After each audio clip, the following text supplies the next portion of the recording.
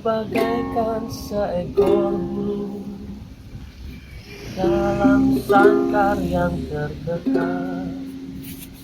Walau sangkarku terbuat dari emas, lebih baik ku hidup di hutan luas. Oh, ku mau bebas, bebas di alam ini, bebas mencintai kasihku. Saudara-saudara, di masa pandemi ini, hidup kita seperti dalam penjara.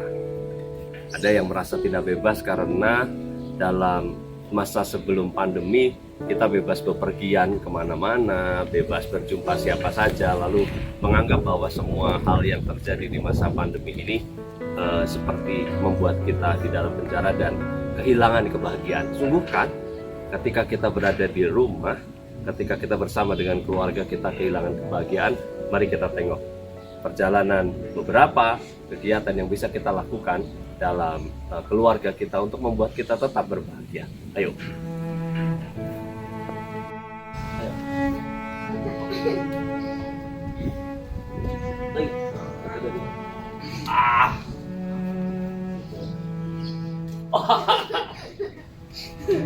Ya, saudara-saudara, berbekal satu tisu dikasih selotip, saya bisa bermain dengan anak dan anak berbahagia, saya juga senang. Mari kita lihat yang lain.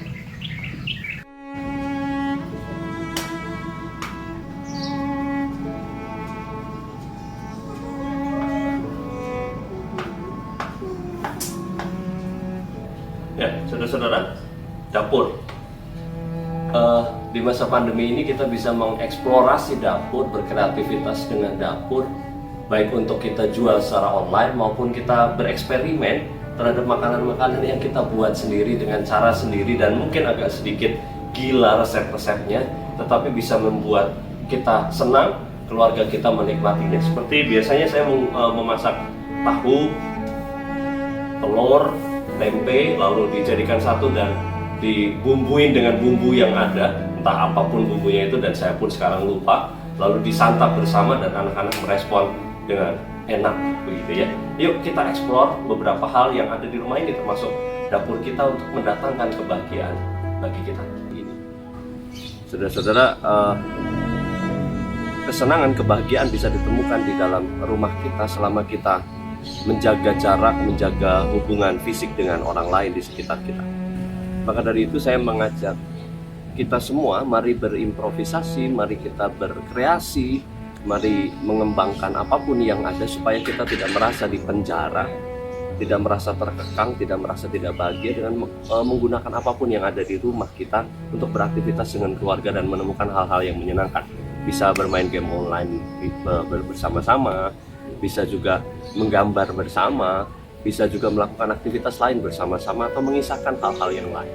Nah, kunci dari kreativitas, kunci dari inovasi, kunci dari membuat tiada rotan akar pun jadi adalah mengucap syukur.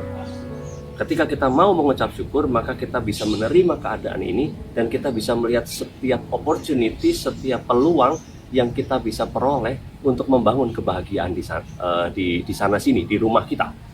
Nah, oleh karenanya, saudara-saudara, mengucap syukur itu menjadi sangat penting sesuai dengan perintah Tuhan dalam 1 Tesalonika 5 ayat 18. Mengucap syukurlah dalam segala hal. Dalam segala hal yang terjadi saat ini, mari kita belajar mengucap syukur supaya kreativitas, inovasi, dan kebahagiaan itu dapat dimunculkan dengan tuntunan Roh Kudus yang kita bangun bersama dalam keluarga di lingkungan terbatas kita saat ini. Dan tentu, mari kita terus berdoa supaya vaksin segera keluar. Kita tentu merindukan kebersamaan fisik, perjumpaan itu tidak bisa diabaikan. Oleh karenanya tetaplah berdoa, sambil menunggu itu tetaplah bersyukur dan tetaplah berkreasi untuk menemukan kebahagiaan kecil dalam keluarga Anda. Tuhan Yesus memberkati.